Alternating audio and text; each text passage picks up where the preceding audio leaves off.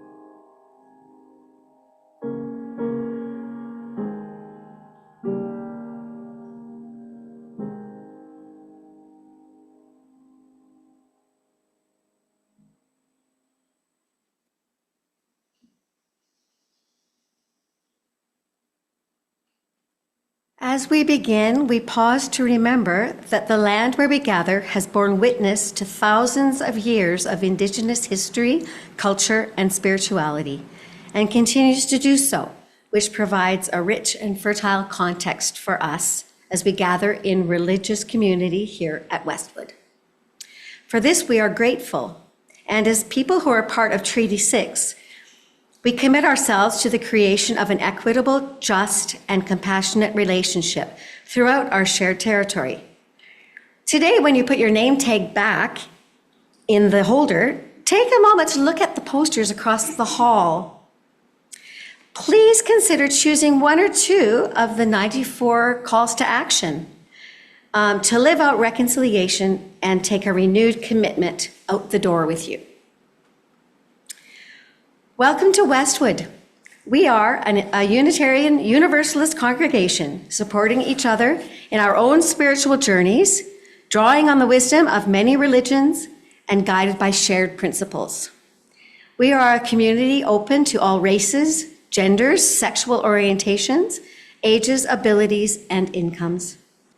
We are one of many congregations across the country and the world. My name is Rebecca Patterson. My pronouns are she and her. I am your service leader this morning. Our tech team consists of Hannah and Lorian in the building and Bill on Zoom.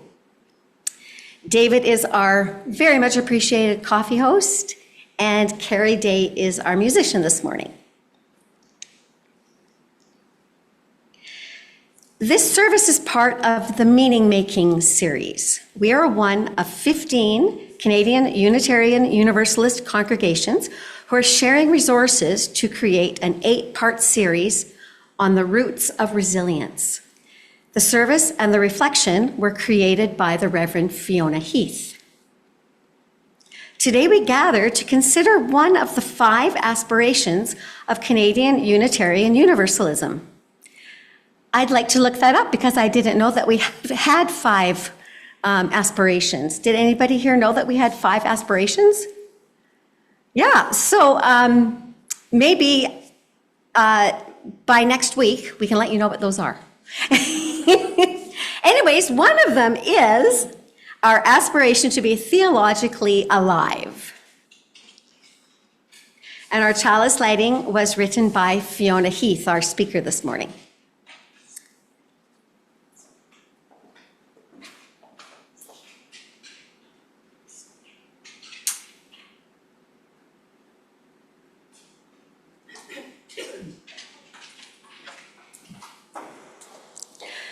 Come now into this community of being, a place of warmth and hope.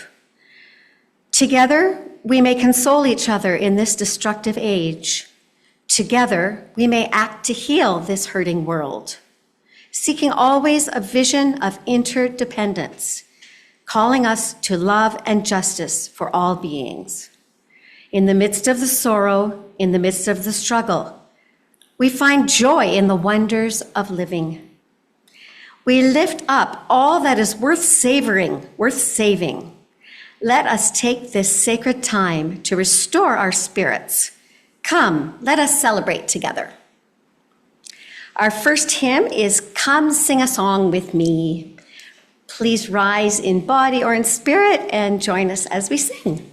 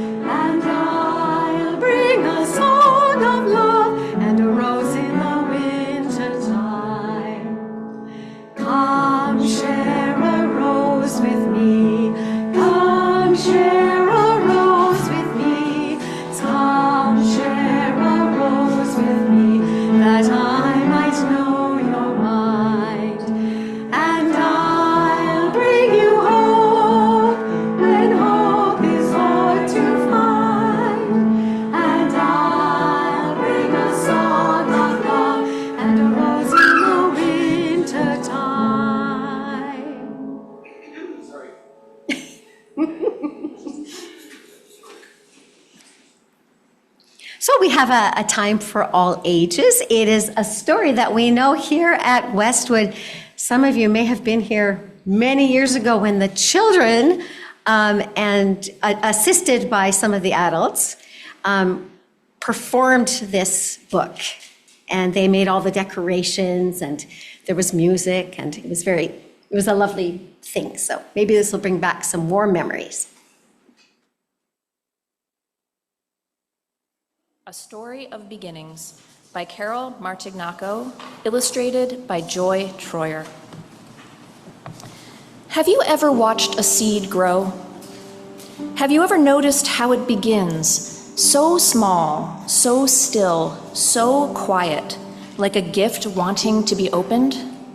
And how slowly it wakes up, begins to unfold, growing into something larger and larger and larger? Then you know that whatever comes from a seed usually ends up looking very little like the seed it came from, which is also true of the very first seed.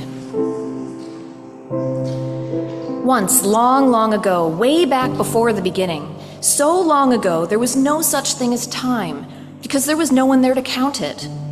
Everywhere was a huge, deep, mysterious place, like something waiting to happen. There were no stars, no sun or moon. There was no place like Earth, not a drop of water, or a single tree, or a rock, or flower, and no living beings anywhere. But in that deep, waiting space was hidden the tiniest point of something no bigger than a seed. It was not a flower seed.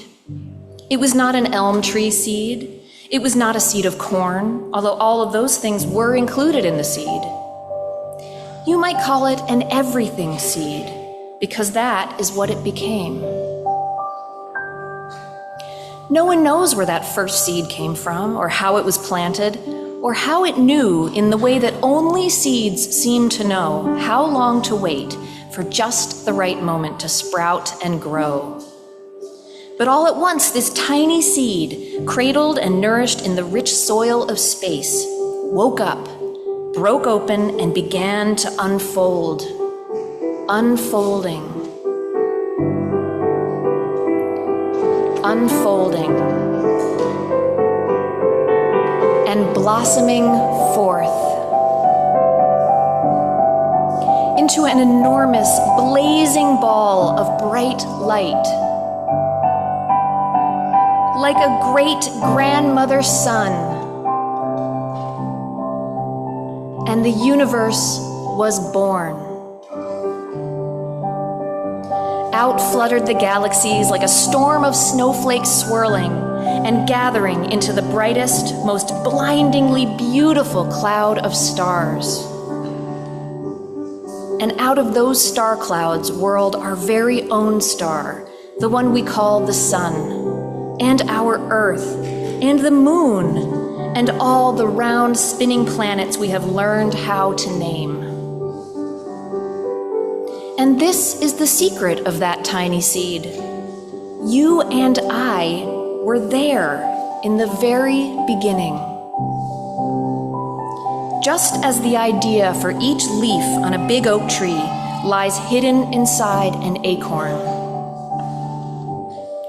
We were there with all the stars and planets, all the rocks and oceans, plants and animals and people. Everything that is now, ever was, or ever will be was inside that first tiny seed. So whenever you hold a seed in your hand and wonder what it could become, imagine how you and all that is here once came from the tiniest speck of an everything seed before it sprouted and grew long, long ago in the way back beginning of time. Now, if this were an ordinary story, it would end right here. But this story of the universe keeps unfolding. What once began in a blazing blossom of light continues every day. New stars sprout open in the deep soil of space. New plants and animals appear on the earth. Seeds of many kinds are scattered everywhere. To help us remember. And new people are born every day with the spark of that first light still alive and burning deep inside, waiting, like the everything seed, to shine in ways that are yet to be known.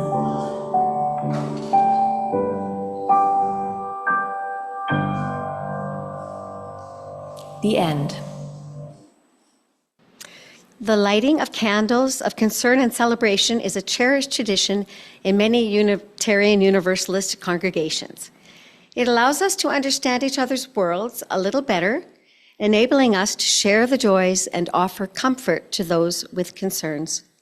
It helps us to be a true community. You may share with the congregation your joy or concern, or you may choose to light a candle in silence. Those of you who are here in person, please come up to the front if you would like to. And Zoom friends, please raise your hand and we'll call on you if you would like us to light a candle for you. So please come forward if you would like to light a candle.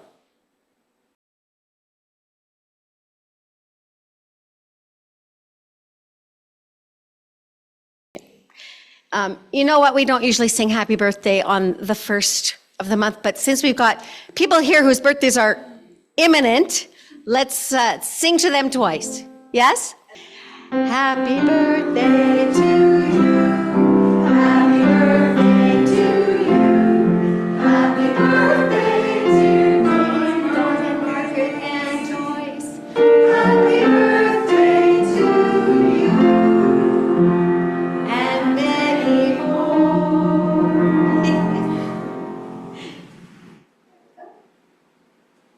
And I'll light one more candle to represent all those joys and concerns that we keep in our hearts. Please join in the affirmation. May the light of these candles inspire us to use our power to heal and not to harm, to help and not to hinder, to serve the Spirit of truth in loving affection and trusting hope. Our offerings of time and treasure are what help to keep this place going, and we appreciate all donations. If you would like to make a cash donation, you can do so online or in our donation box at the back. There are envelopes in the chairs in front of you, thanks to Dawn, in case you would like to receive a tax receipt. So let's sing From You I Receive. From you I receive, to you I give. Together we share, and from this we live. From you I receive, to you I give. Together we share, and from this we live.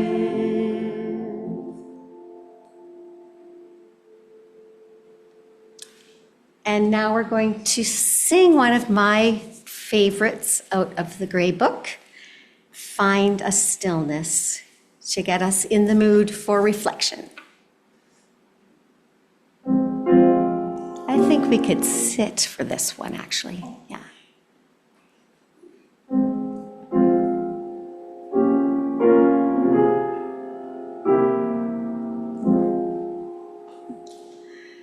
Find a stillness, hold a stillness, let the stillness carry me. Find the silence, hold the silence, let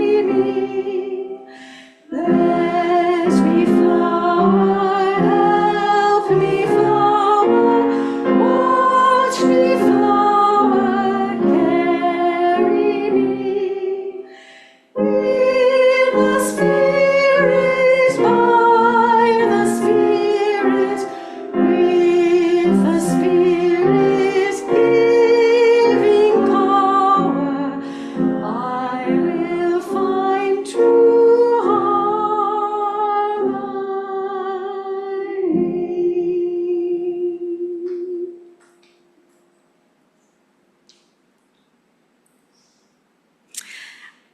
Reverend Fiona Heath spent 9 years as the settled minister at the Unitarian Congregation in Mississauga, as well as 2 years as the part-time minister of the UU Congregation of Durham. Now retired, she lives in the countryside north of Kingston, focusing on fiction and poetry writing, local climate crisis response, and how to be a UU at home. The reflection is in 2 parts with a time for meditation in the middle. We're going to also have a sharing time during the reflection. So I hope you will enjoy.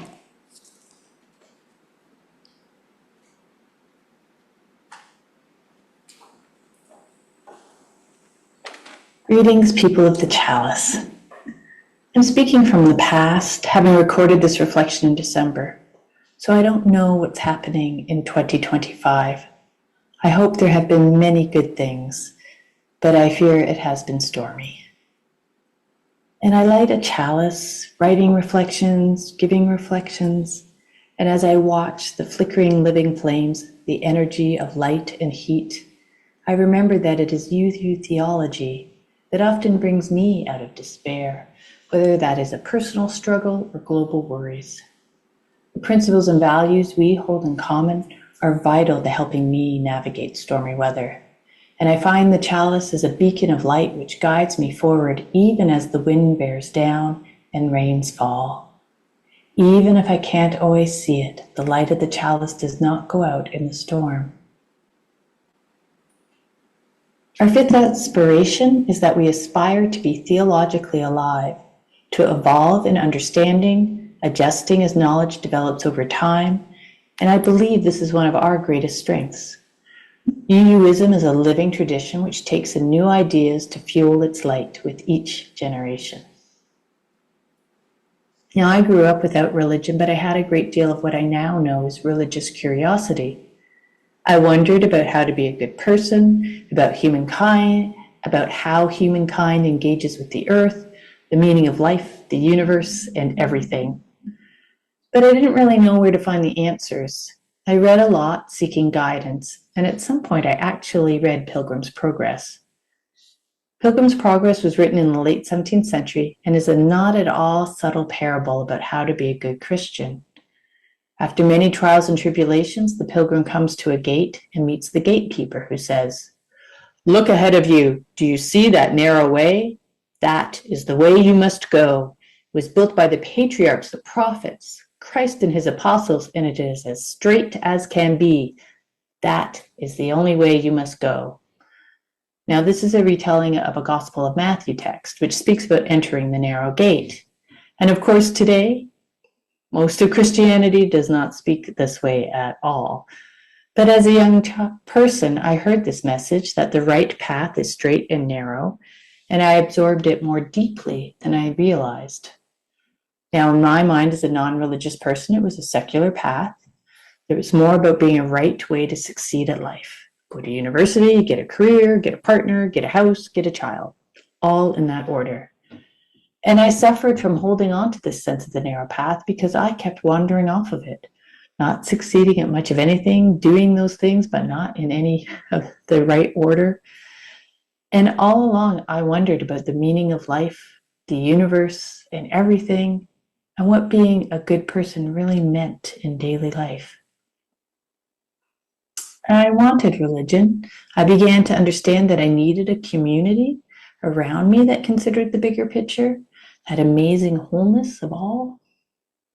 But I also knew I rejected what I saw as the rules and dogma of church life. As Amy Farrah Fowler of the Big Bang Theory said, "I don't object to the concept of a deity, but I'm baffled by the notion of one that takes attendance."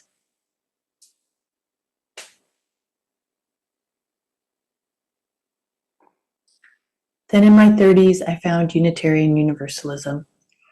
And Unitarian Universalism, with its open, non-creedal stance, welcomed me in as I was, a confused, earth-based spiritual atheist. I still am a confused, earth-based spiritual atheist.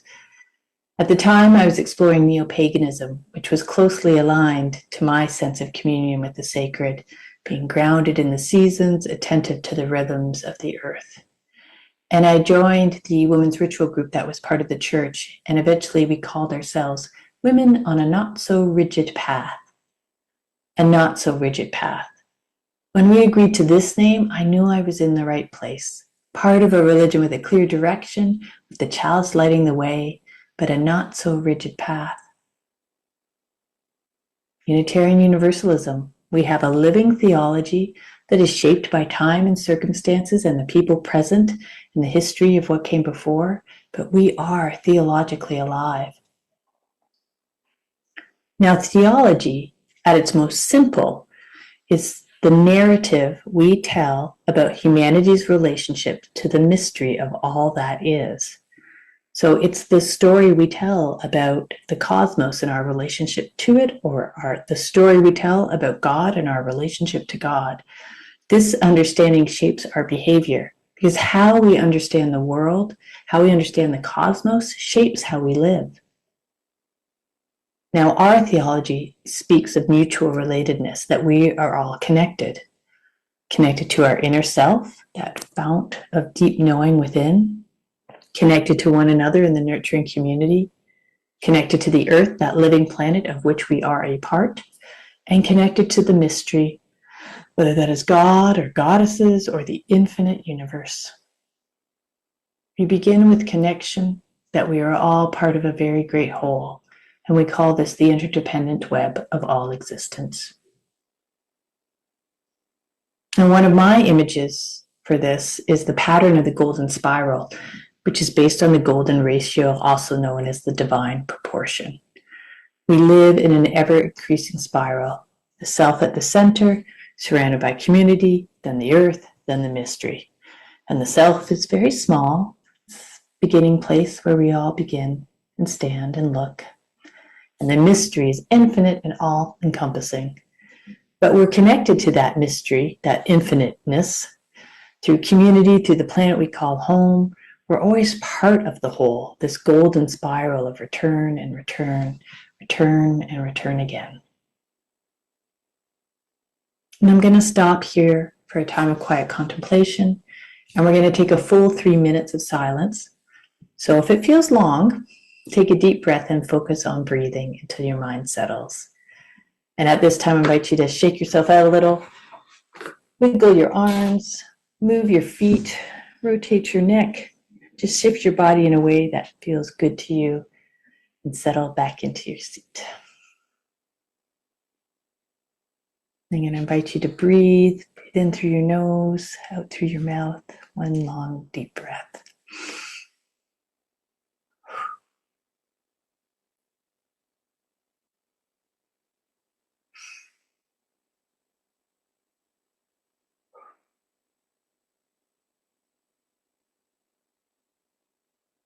And in the silence to come, I invite you to look at the golden spiral on the screen and consider how you understand the human relationship to the mystery of all that is.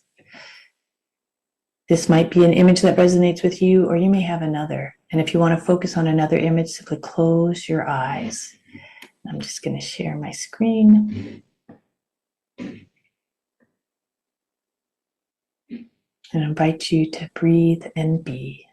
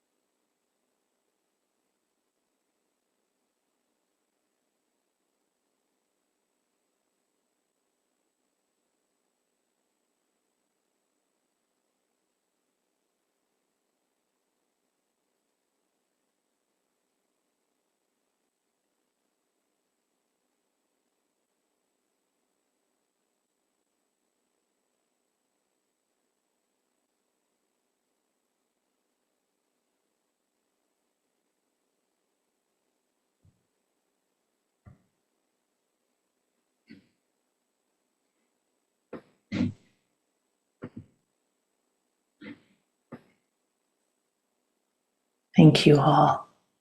I hope you found an image that resonates with you. To aspire to be theologically alive, to be ever evolving in our understanding, open to new knowledge, is a challenge.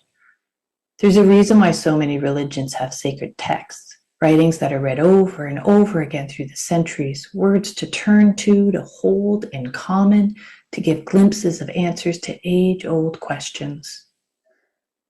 And as much as they contain deep meaning which continues to resonate, the trouble with sacred texts is that they're also written in context, in languages and cultures that are temporary. And they can, if misunderstood, fix humankind to singular points in history. And to be part of a living tradition that expects theology to evolve as we do, as society does, that matters. As we strive to become more inclusive, more welcoming, as we are open to new scientific understandings, our theology opens up as well. We began as heretics, as anti-Trinitarians and proclaimers of universal salvation, and our name identifies the radical theologies that founded our tradition. But we didn't stop there.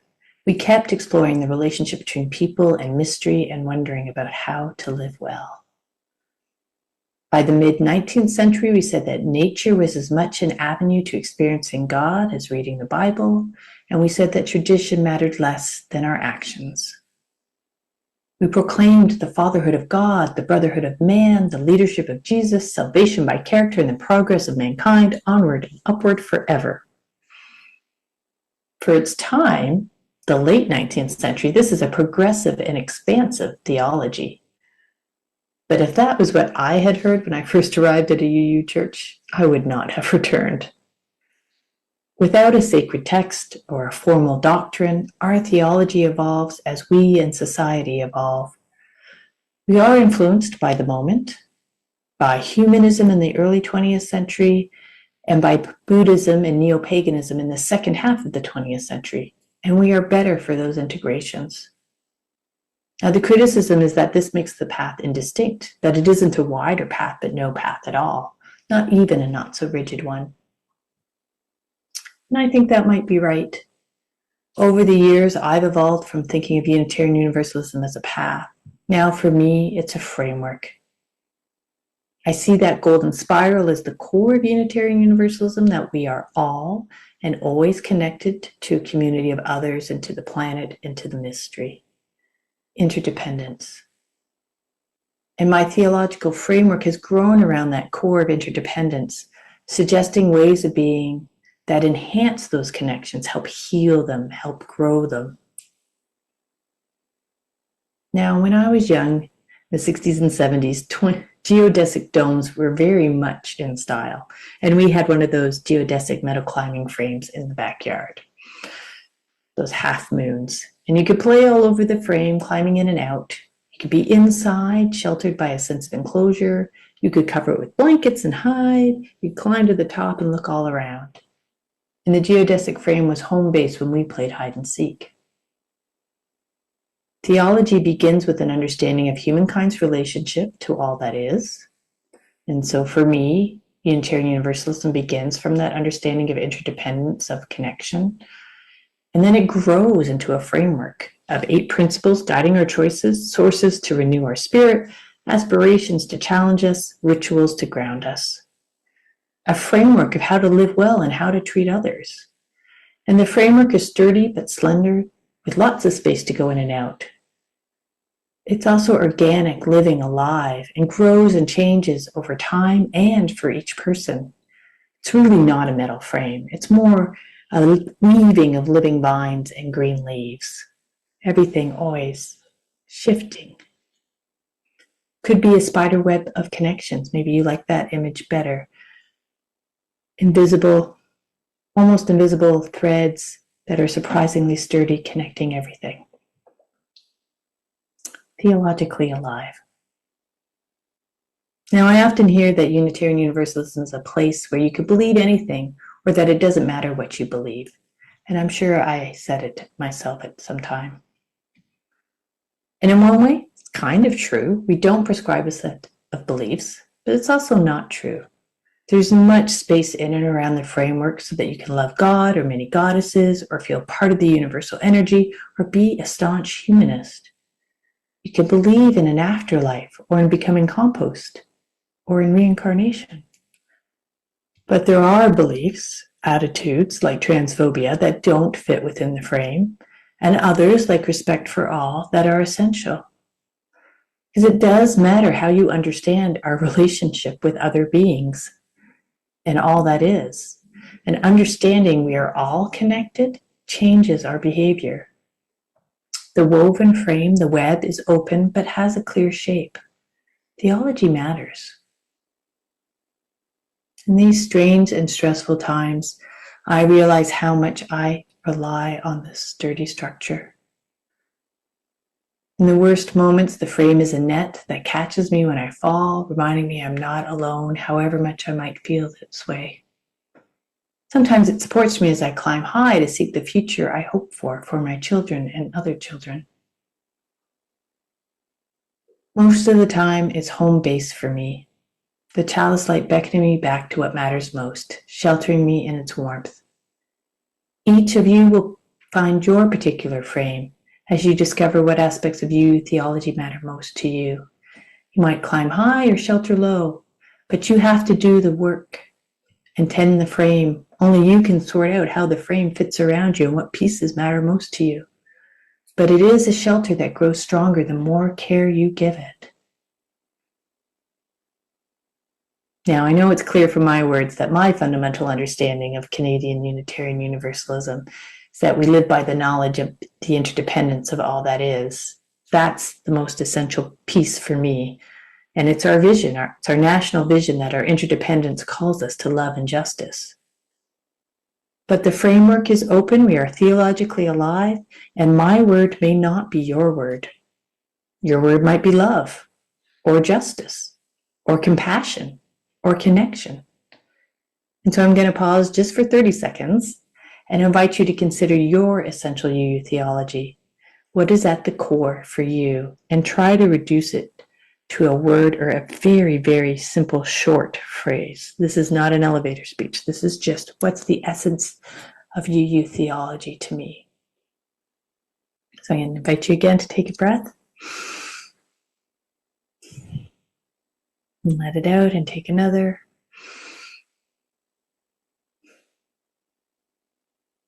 What is at the core of Unitarian Universalism theology for you?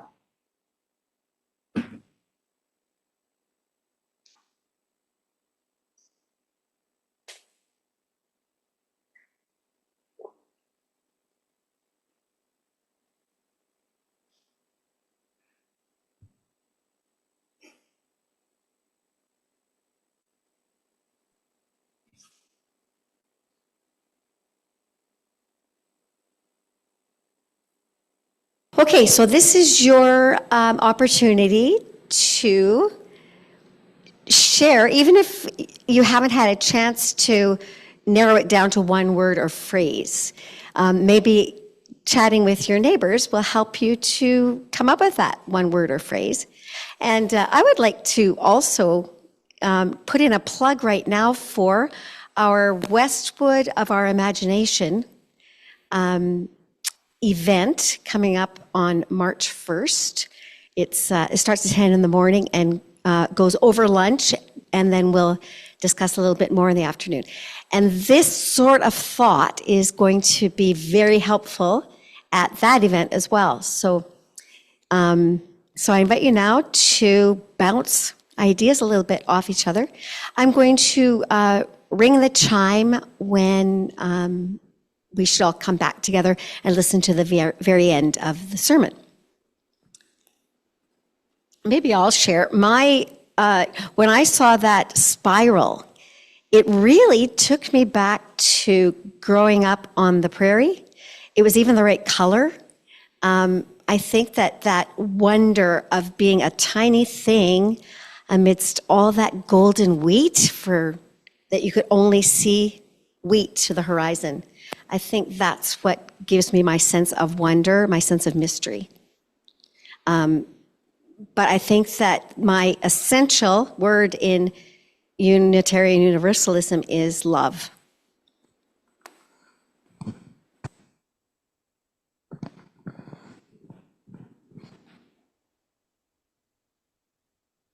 Like the kids at school, when I don't want them to talk, they're chatting away, and then I invite them to talk, and they don't.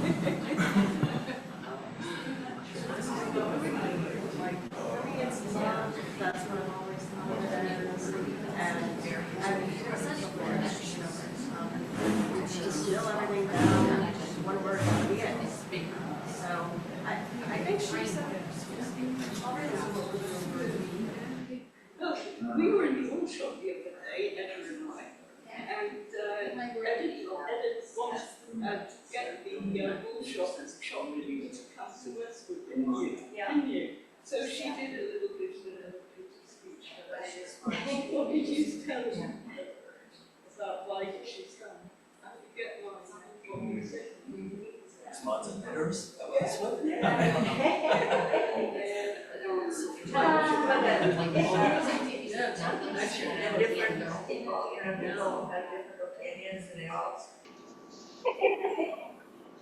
For me, it's the inherent worth and dignity of every person.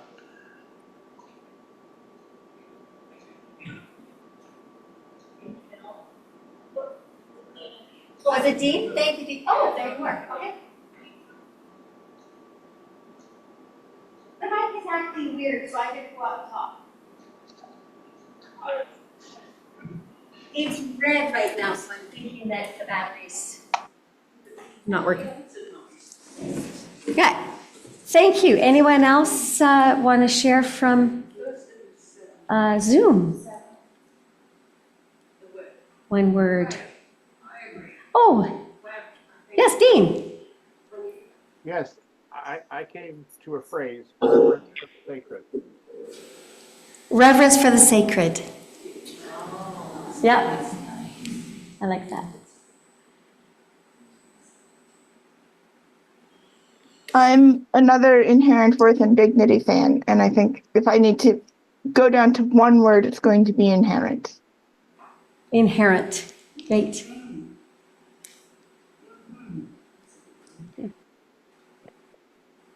Susan? Well, one word that came to my mind was freedom. And because that's what Unitarianism, that was the beginning of it, was the ability to be who you are and think who you are, think the way you choose to think, and believe how you want to believe. And without that freedom, I think that's the essence of Unitarianism. And to me, that also includes inclusivity. Themes of inclusivity and love come under freedom. I mean, not that they're less than that, but anyway, so for me, the one word is freedom. That's great. Thank you, Susan. Carl? Yes, I would add caring. Caring for others and being cared for, the reciprocal. Mm-hmm. Thank you. I guess I don't need to chime. We can just go right ahead with Fiona's conclusion. Thanks, everyone. In the time after this reflection, I invite you to share your words with one another, and your service leader will let you know how this might happen. We are people of the chalice. I understand interdependence, that we are all connected to be the core of our tradition. And from that core, whatever it might be for each of us, grows an ever-evolving framework of principles guiding our choices, sources renewing our spirit, aspirations challenging us, and rituals grounding us. I'm so grateful to belong to a religion that is theologically alive, growing, and shifting in response to circumstances. The times may be stormy, but we have a shelter, a sturdy framework that supports us, welcomes others in, the chalice light always a beacon lighting the way. May we continue to grow and learn and build this theological frame which embraces us as we are, holding us within the mystery of all that is. May we tend to that frame and keep it strong. Let it grow. And may the chalice light burn brightly and guide us throughout our lives. So say we all.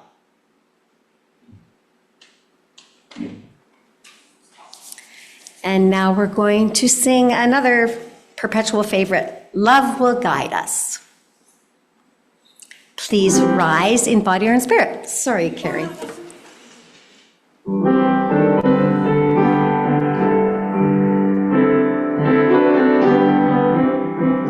Love will guide us, peace has tried us, hope inside us, leading the way on the road from grief to giving.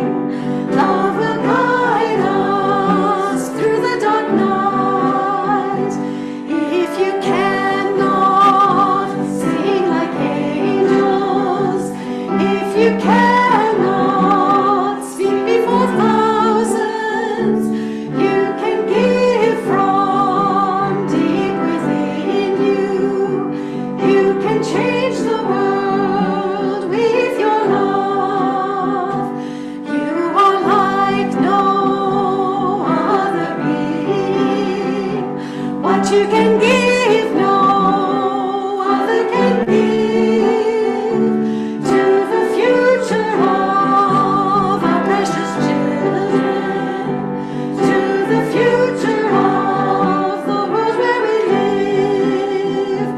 Hear the song of peace within you. Heed the song of peace in your heart. Spring's new beginning shall lead to the harvest. Love will guide us on our way. Love will guide us, peace has tried us, hope inside us will lead the way on the road to from greed to giving. Love will guide us through the dark night.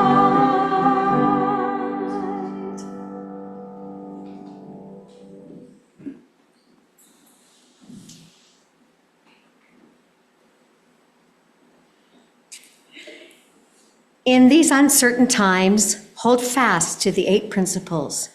Let the sources nourish your spirit and the aspirations encourage growth. Let your theology sustain you. May we care for one another and keep the chalice light burning bright.